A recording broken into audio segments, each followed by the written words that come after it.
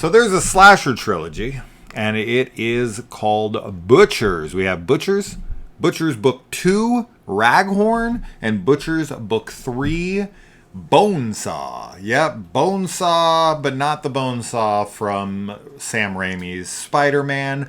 Bonesaw's ready. I got you for 3 minutes.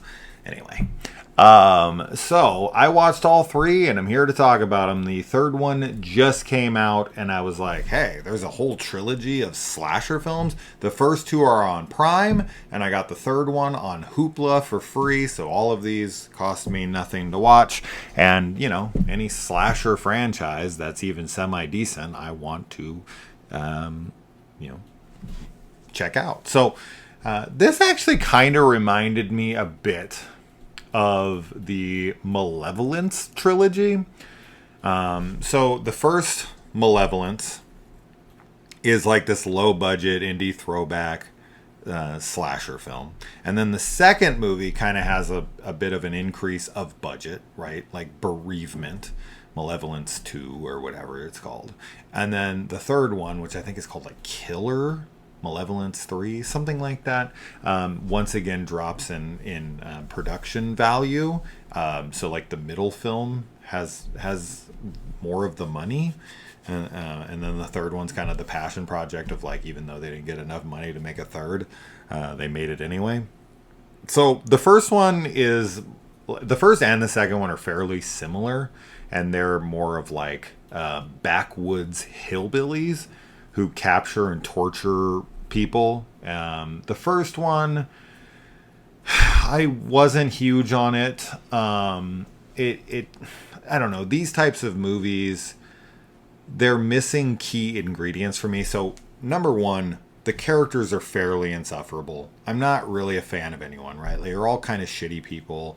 And so you're not really caring that much. I mean, I don't want anything bad to happen to them per se, but I don't really care all that much when it is happening to them, other than they're humans and I would like them not to be tortured. But the movie really doesn't just make me care about them as characters all that much. They're, as I said, they're fairly insufferable. And as far as the kills go, they're kind of lame, and there's not really much to report on the first movie. And, you know, all the exploitive qualities that these types of films, right? Like, because they're trying to be extreme. They're trying to be exploitation. But it lacks the exploitive qualities like, you know, graphic nudity, graphic violence, it's like, what? And the third movie is set at a strip club for most of it, and there is almost no nudity at all. I think there's like one girl who's naked with her like back to you, but you can see her boob in a mirror. And then there's like a bunch of other girls in the dressing room getting ready, and every one of them is like fully dressed, and then the girls out dancing on the dance floor are all clothed still, even though it's like supposed to be a nude club. I just, for the life of me, can't figure this out. I cannot, for the life of me, understand this. Like, if you're going to make a slasher film, which is all about its gratuity, you know, then why would you not, if you're going to set it in a strip club, why the hell? There's way more dicks in this franchise than there are boobs. Which, that's fine. They're all fake, though. They're either like being cut off or they're being pulled out. And this is a question I posed on Facebook recently that I thought was pretty funny. It's like, why are fake dicks in movies so insanely massive? Like, why are they so absurd? Like, they go to cut them off, and then when they take them off after they're like completely empty of blood and completely flaccid, they're still like this thick and like this long. And I'm like, what are these guys packing? I can't even imagine what that thing would look like hard. Anyway, I find fake dicks in movies to be really funny.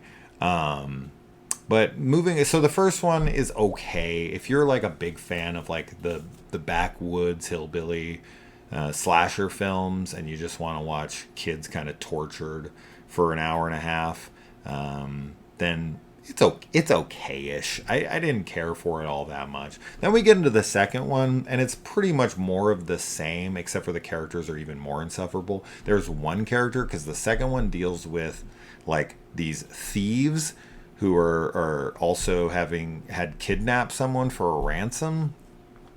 They are taking someone. They get into a wreck, and there's like the more aggressive of the three that are left, and he's yelling and cursing every 2 seconds, and I wanted to strangle that guy every second he was on screen. I hated his performance, I hated his character, I hated everything about him. And then we kind of move on. So the way that these are connected is kind of odd to me. So I think that there's like one character in the second one that's also in the first one, unless I missed something, and the main guy is supposed to be the other brother from the first movie, but it's not the same actor. I don't know. These are all directed by the same guy, but I think they're all just supposed to be like similar butcher type stories that are in similar settings. I don't know. Whatever it was, this one definitely. The second one has more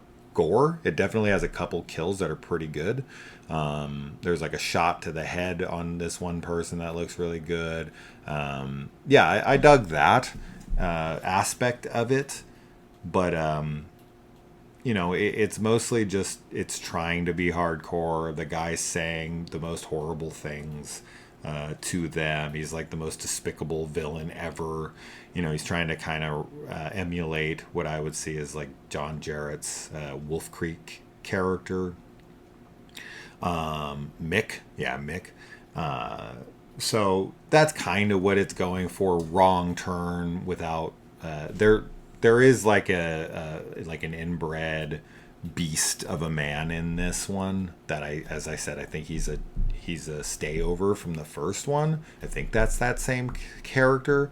But then we get into the third one, and they abandon that setting, and it is like a completely different type of film. There's this like this deformed, disfigured looking surgeon type guy that's going around in a van and just tracking people down, butchering them, and then selling their bodies to this guy who I think is supposed to be connected to the first two movies, like as far as like the setting of the like guy that lives out in the boondocks, or the boonies, but he brings him the body parts, and the price that he pays per person is so little to kill a human. Like if I found out someone killed my family member or me, I don't know how I'd find out someone killed me, but if I was to find out in the afterlife or something that I was killed for the pittance that he's paid per head, crazy, absolutely crazy. I was like, that's it? That's all you get? Whoa. But he just seems to be malicious, and he likes doing it. So anyway, this one definitely is the most graphic and the goriest. It has the hottest protagonist for sure, who's a stripper, but we never see her naked. None of the strippers get naked in this outside of the one in the mirror, as I said, which is super fucking annoying and lame, because like everyone in the movie is basically like a stripper at the strip club or works at that strip club for the most part. And it's like, what? How? But there's a good amount of gore and kills in that one. That definitely seems like the most slashery of them. The other two are more like torture backwoods hillbilly movies, and the third one feels much more like a graphic slasher film. So of the three, I preferred the third one the most for sure.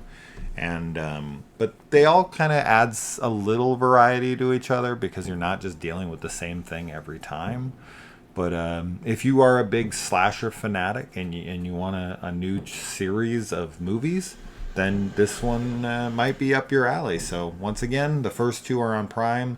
The third is available on VOD, or if you have Hoopla, which is through your public library, you can. It's like an app like Netflix or something, but you put in your library card and you can rent like 8 movies or comic books or whatever, PDFs of books or whatever. I use it constantly. I love it.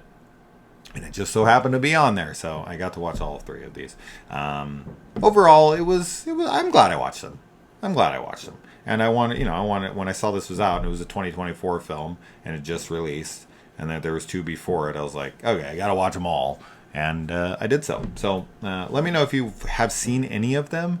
They kind of remind me of, like, quality wise, I would say like the Laid to Rest films, something like that. So if you're a fan of those, but you want it more like backwoods hillbilly type stuff, then here you go. Let me know if you watch them. All right, adios.